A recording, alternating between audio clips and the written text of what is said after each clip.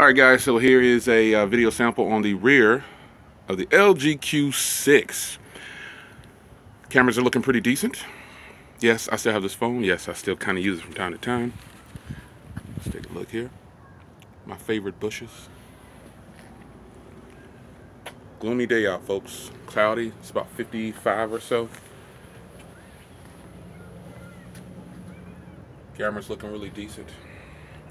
Really like it. Let's switch over to the front. Alright guys, so here's the front, and you do have the ability to switch to like a group angle right here. Let's see if I can hit it. There we go. It switches out to a wide on the front, which is actually pretty cool. You know, a phone like this, affordable, having a wide angle shot like that with just a single camera on the front is actually pretty impressive. Switch back. Really nice feature. Really nice.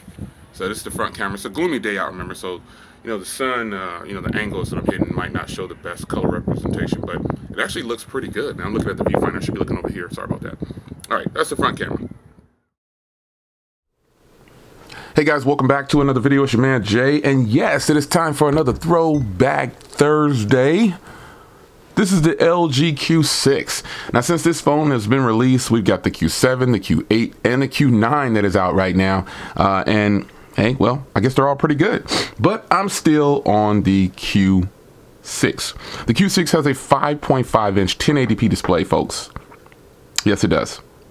And it comes with different RAM versions. There's a 2 gig, 16 gig model, a 3 gig, 32 gig model, which is what I have here. And then there's a plus model that has 4 gigs and 64 gigs of storage. These do have an SD card slot, but consider this now, 442 pixels per inch on this little 5.5-inch display. Very compact phone. Let me get my Pixel here, because it too has a 5.5-inch display. I think my Pixel died on me. But you can see it's a little bit wider than the Pixel and a little bit stubbier, but it has the same size display. So this is a good thing. It has a 3,000 milliamp hour battery inside, and this is impressive.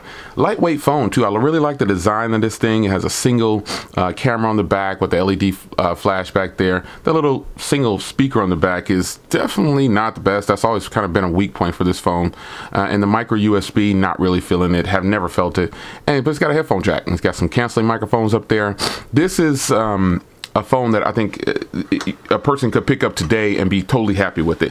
Now that it has Oreo, now I know Pi is out, but it has Oreo 8.1.0, so and it has the new UI for LG, the 5.0 or whatever. It's got a Snapdragon 435 inside, so you know it's not a powerhouse obviously, but it's definitely doable. And again, I have the 3 gig, 32 gig model, and once it updated to Oreo, I think it just got a lot better.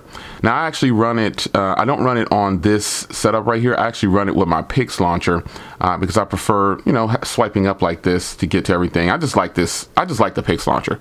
That's pretty much it. I really like the Pix launcher. And, yeah, I like the Pix launcher.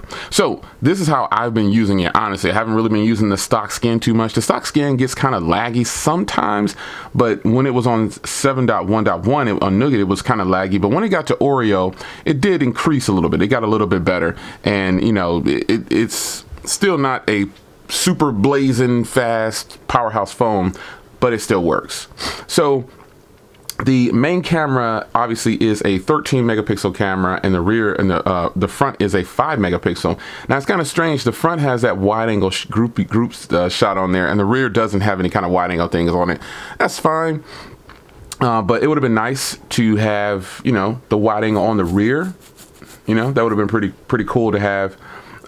But overall, the video quality that comes from this phone is actually pretty impressive, man. I mean, this is obviously the unlocked model. I don't know if there's any lockdown models, but I got the unlocked model, and it was good to me when I first got it. Obviously, it's still in pristine condition because obviously I don't use it every day. But if I needed to go somewhere, and I started using this phone probably about a month ago or so, and I said I'm going to start taking this around as my second phone. So I took my SIM card out of one of my iPhones and put it in here, because my Pixel, that's a permanent number in there, so I don't move that SIM card around. It's my Fi number. So the phone did good. I mean, battery life was great. I mean, 3,000 milliamp hour battery with a 435 processor, pushing a 1080p display at 5.5 inches. you should be able to kill some battery. You should be able to get some good battery out of these things. And that's no exception with this phone right here. Overall build quality on this thing, when you think about it, you're getting some really good stuff here. And also remember, this phone has facial recognition as well. And I disabled it after I did the Oreo update, and I've just been using my pen.